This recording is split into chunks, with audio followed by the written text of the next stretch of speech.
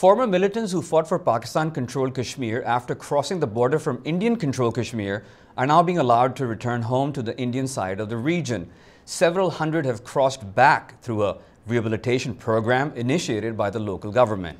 But our New Delhi correspondent Pande met with some of these men, and she tells me that many of them say the Indian-controlled Kashmir authorities are not keeping their promises. Let's take a look.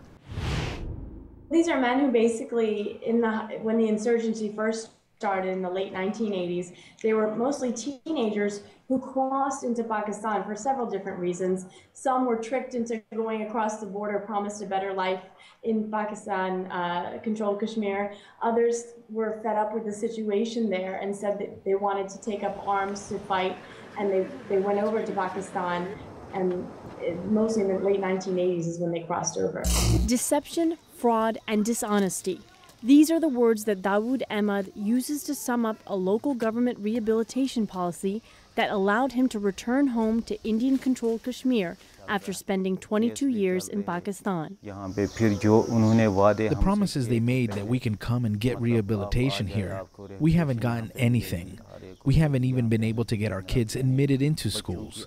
At the age of 15, Ahmed crossed into Pakistan-controlled Kashmir in 1990 at the start of the armed insurgency.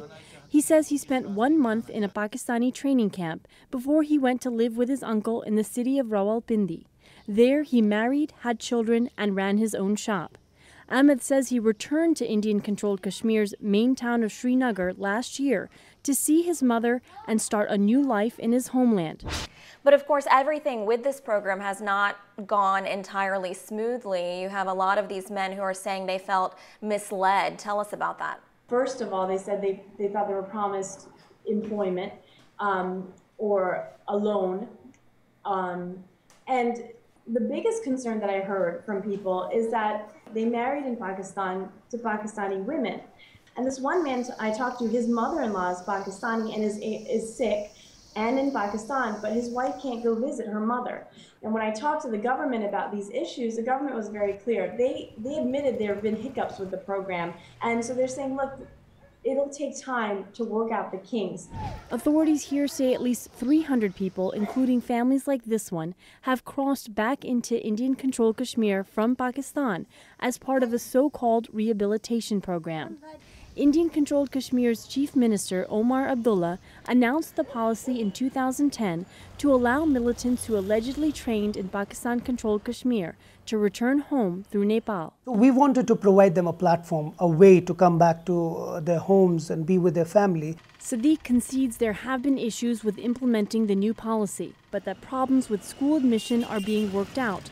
He emphasizes that while the men are promised help, such as loans, they are not guaranteed employment.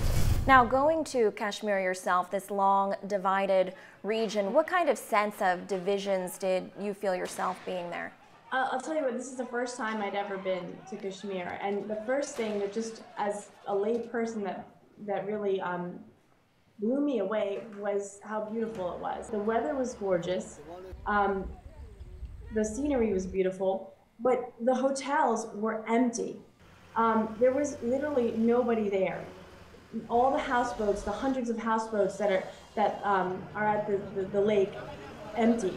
And so I was kind of very surprised by that. This place is ripe for tourists and for visitors. And I was also concerned, about security. You hear about things like cross-border attacks or attacks on soldiers or violent protests. But I was really surprised at how really peaceful it is.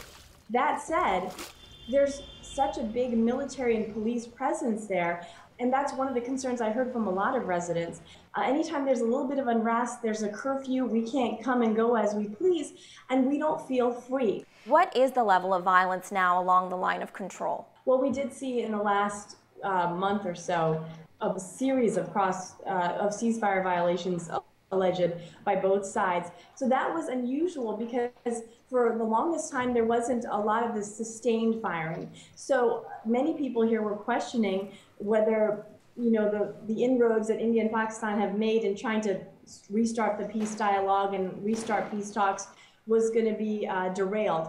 But as of now, at least when I was there, it was relatively peaceful. I was there at the tail end of that cross-border violence. And again, that was VOA New Delhi correspondent Aru Pande. And Ron, as Aru said, it really is incredible to see how beautiful this region, Kashmir, is. Yes, Alex, it's a beautiful place, and I wish one day people can check that place out. Yeah, hopefully that will change one day soon. I hope so.